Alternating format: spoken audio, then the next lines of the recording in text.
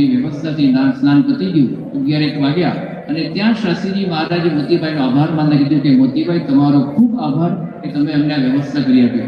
ત્યારે મોતીભાઈ કીધું કે સ્વામી હવે તમે ક્યાં ઉપડ્યા, હવે તમે અહીંયા જ રોકાઓ, હું તમને સીધું આપું છું, જોડીનું સીધું તમારી પાસે ભલે રહેતું, હું ઘરમાંથી નવું સીધું આપું, તમે રસોઈ બનાવો, થાળ કરો ને અમને પણ જમાડો। ત્યારે શાસ્ત્રીજી મહારાજ જે વાત કરે છે ને આપણી આંખો ખુલી ગઈ। શાસ્ત્રીજી મહારાજ કે મોતીભાઈ અત્યારે રોકાવા એવું નથી, કેમ સમય હમણાં 12 હમણાં વાગશે અને જમવાનો ટાઈમ થશે। શાસ્ત્રીજી મહારાજ કે મોતીભાઈ આ જોડીમાં જે અનાજ માગીને ભેગું કર્યું છે, હું ચાલતો સારંગપુર 1.5 કલાકે પહોંચીશ, ભંડારમાં જઈશ, એ જોડીનું અનાજ આપીશ અને ભંડારમાં ત્યાં સંત કહેતા રહેલા એ રસોઈયા રોટલા ઘડશે અને પછી ત્યાં સેવા કરતા સંતો અને મજૂરો રોટલા ભેગા થશે। જો હું અહીંયા રોકાઉં એ લોકોને ત્યાં પહોંચવામાં મોડું થાય અને કદાચ 4-5 વાગે પણ એ લોકો રોટલા ભેગા નહીં થાય, માટે આગ્રહ ના કરશો, અમને જવા દો। આ પરિસ્થિતિ હતી। એનો અર્થ શું થયો? સારંગપુર મંદિરના 3 માળના અને 3 શિખરના ભવ્ય મંદિરના મંડાણ કરી રહ્યા છે, પરંતુ એ મંદિરના કોઠાર કે ભંડારમાં એક ટંક ખાવા માટેનું અનાજ નથી। પણ છતાં શાસ્ત્રીજી મહારાજે સંજોગો સામે ઝૂક્યા નથી, પરિસ્થિતિ સામે હાર્યા નથી। એ શાસ્ત્રીજી મહારાજે આપણને 3 માળના અને 3 શિખરના ભવ્ય મંદિરો આપ્યા।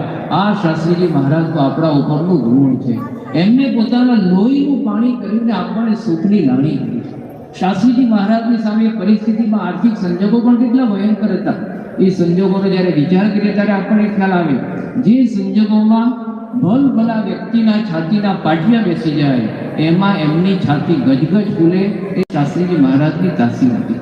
જે અપમાનો સામે, જે અગવડો સામે, જે આફતો સામે ભલભલો વ્યક્તિ પણ ડગી જાય, એની સામે આગળ વધે, એ શાસ્ત્રીજી મહારાજની તસવીર હતી।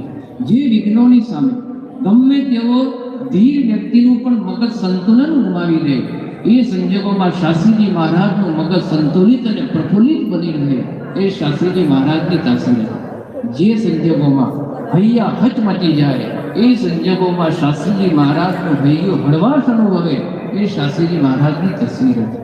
કારણ કે એમના જીવનનો સિદ્ધાંત અક્ષર પુરુષોત્તમના પ્રવર્તન માટે શાસ્ત્રીજી મહારાજ રાન રાન અને પાન પાન થઈ ગયા। એમનો જીવન મંત્ર હતો અક્ષર પુરુષોત્તમ।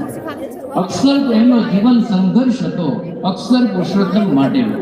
એમના જીવનનું કર્તવ્ય હતું અક્ષર પુરુષોત્તમના પ્રવર્તન। એમનો જીવન સંદેશ હતો અક્ષર પુરુષોત્તમ માટે ગગનચુંબી મંદિરોનું સર્જન કરવાનો। શાસ્ત્રીજી મહારાજની જીવન સિદ્ધિ હતી અક્ષર પુરુષોત્તમના પ્રવર્તન માટે એવા સત્પુરુષની શ્રેણી આગળ દબાવવા।